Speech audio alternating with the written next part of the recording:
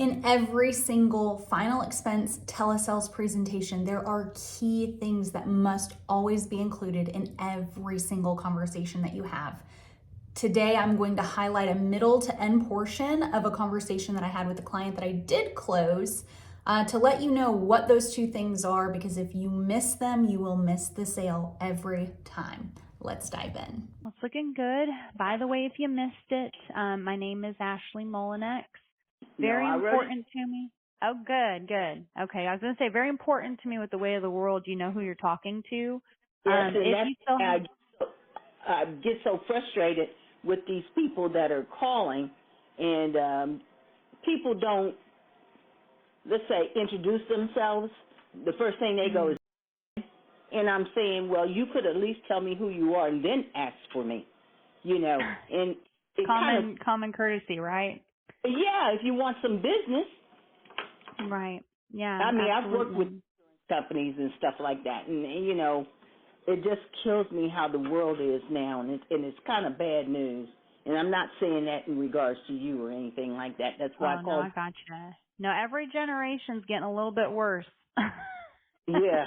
I don't know. It's like they forget, they don't know how to communicate properly or something. I don't know, but. Absolutely not. Goodness. Okay, well, but do you still have that pen and paper in front of you? I do. Okay, so I want you to write down, can I spell my last name for you? Sure. Okay, so it is Mull Innix, like X-ray. Okay, Molinex. I also want you to write down my license number. The state does require I give this to you. Okay. That number is 2066 066 547. Okay.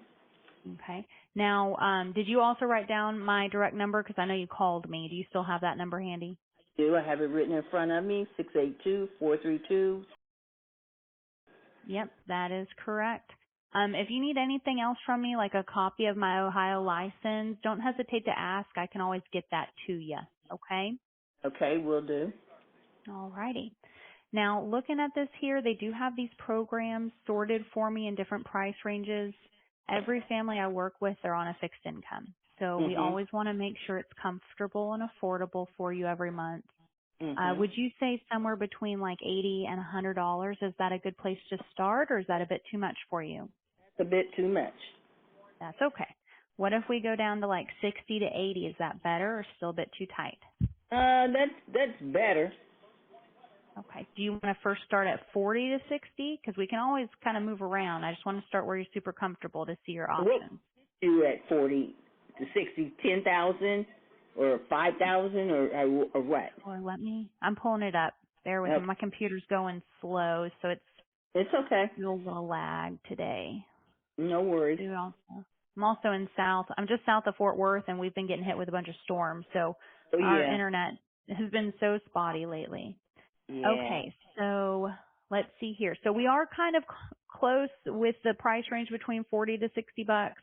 We're falling, a little high and a little low of 5,000. So let's write some of these numbers down so you have them.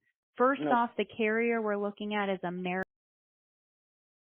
And they're showing that you should be eligible for immediate coverage. Even with the pacemaker on there, they're not going to push you into a waiting period. Okay. It's not any 2 year waiting period or a year or anything, but that's it. And this one is for how much? Biggest takeaway from this part of the call. One, I just want to highlight, I did not go into a why with this client, because if you go back to the first video of the introduction of the call, I already knew she had coverage in place. She had 10,000 and she specifically wanted to add 2. So I tend not to waste clients' time when they already have insurance, they already have a need, they already have a pain, and yet they're still looking for more. They do not need me to walk them through all the pain again. They have their why, they're ready to buy if the price makes sense for them. So I did not jump into a why. With her, I went straight into numbers. But before I did that, out of the 2 most important things that you never leave out of a presentation, one, it is to let them know who you are. You have to give them your full name, give them your license number, give them any which way they need to contact you. That you have to remember, They don't know you. You are a stranger on the other side of that phone. If you cannot say with absolute confidence in your script, in any point of your script, that I am who I say I am, and if you need anything from me, don't hesitate to ask me, there's a good chance that they're not going to trust you. By the time you get to the pitch, they're going to start getting a little antsy. They're going to say, I might want to look around. I'm not too sure about this. And it's because they don't trust you. They might like the quote you gave them. You might have given them something that no one else has been able to beat. But at the end of the day, they don't actually really know you. And so they're not going to want to do business with you. And then you're going to have all the objections and then some when it comes time to get their social, their banking. Like, it's just a storm. You have to build trust. And you can hear it in this lady's voice. She's sick and tired of just really being pulled through the mud, talking to agents, and agents not actually saying who they are. It like really ticked her off. And so number one, share all the information you absolutely can. I text families while I'm on the phone with them a picture of my digital card. They have a photo of my face, my full name, my license number, my phone number, my email, and then I offer up my state license. If they need a copy of that, I will text it to them or I will email it to them. It is very important. Second most important topic that I wanted to highlight is you have to, when you're cementing the options, whenever you're going into pitch numbers, you need to let them know that this is the best option. This company, this carrier that I'm about to share with you is the best option for you based off of XYZ. Notice I said based off your pacemaker.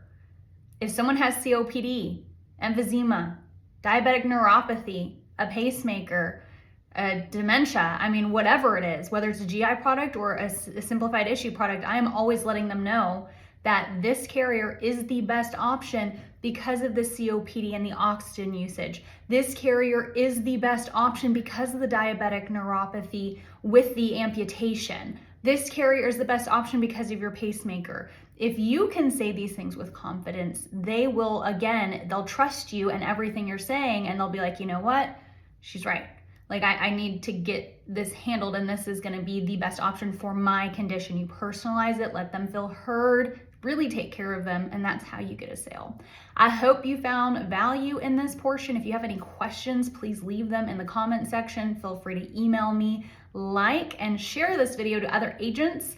As I know, as a starting agent, I was on YouTube all day long trying to find content to help me improve my skill set. So take care, and until I see you in the next video, bye.